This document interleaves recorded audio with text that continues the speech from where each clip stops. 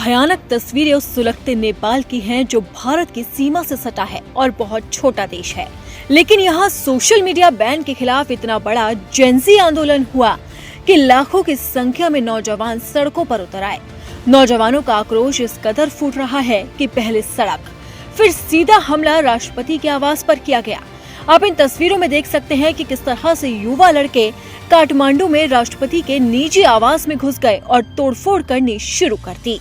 ये मंजर श्रीलंका और बांग्लादेश की याद दिलाता है, क्योंकि वहाँ पर भी इसी तरह से हमला बोला गया था। लेकिन फर्क सिर्फ इतना है कि प्रदर्शनकारियों के इस फौज में एक नौजवान ऐसा है जिसने पूरे नेपाल को सुलगा दिया। ऐसी चिंगारी लगाई कि नेपाल युवाओं के गुस्से की आग में अब धधक रहा है। वो नौजवान है सुदन गुरुङ। अब सवाल है कि भला एक लड़का कैसे लाखों की भीड़ को इकट्ठा कर सकता है? आखिरकार है कौन ये सुदन गुरुङ? युवाओं का गुस्सा वैसे तो सोशल मीडिया को बैन करने वाले नेपाल सरकार के हालिया फैसले को लेकर भड़का था, लेकिन इस आंदोलन की इबारत काफी पहले से ही लिखी गई थी। नेपाल के जेंजी आंदोलन के पीछे सिर्फ एक चेहरा था, सुदन गुरुङ। सुदन गुरुङ की एक आवाज पर ही नेपाल के लाखों युवाओं ने सड़कों पर उतरकर प्रदर्शन किया। इन प्रदर्शन में 20 लोग मारे गए जबकि 200 से ज्यादा घायल हो गए। सुदन गुरुङ के इस प्रदर्शन ने नेपाल की सत्ता को हिलाकर रख दिया। यहाँ तक कि प्रधानमंत्री केपी ओली के भागने तक की नौबत आ गई है। वहीं उन्होंने नेपाल के युवाओं को इस कदर इकट्ठा किया कि प्रदर्शन बहुत जोरदार हुआ।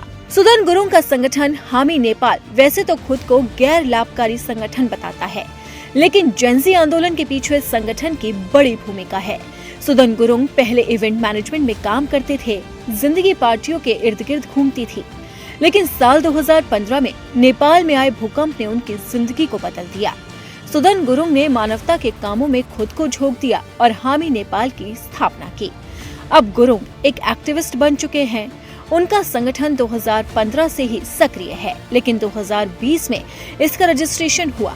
हामी नेपाल ने अपने देश के युवाओं की आवाज को अपना मुद्दा बनाया और सीधे उनके दिल तक पहुंच बनाई। सुदन गुरुङ ने नेपो बेबीज और देश के कुलीन वर्ग को निशाने पर लिया और वहीं से इन्होंने इस आंदोलन की चिंगारी को भड़काया। 8 सितंबर के आंदोलन के लिए आह्वान करते हुए सुदन गुरुङ ने अपने इंस्टाग्राम पर पोस्ट भी लिखा कि भाइयों और बहनों, 8 सितंबर को वो दिन है जब नेपाल के युवा उठेंगे और कहेंगे कि अब पर्याप्त हो गया। ये हमारा समय है, हमारी लड़ाई है और ये युवाओं से ही शुरू होगी। पोस्ट में लिखा था कि हम अपनी आवाज उठाएंगे, मुट्ठियां भींचेंगे, हम एकता की ताकत दिखाएंगे, उनको अपनी शक्ति दिखाएंगे जो नहीं झुकने का दम भरते हैं। इसी पोस्ट ने ऐसा प्रदर्शन किया, लाखों की फौज सड़कों पर उतर आई।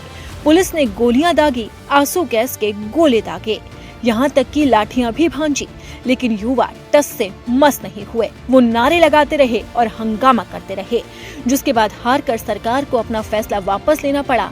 लेकिन नेपाल में अभी भी प्रदर्शन जारी है।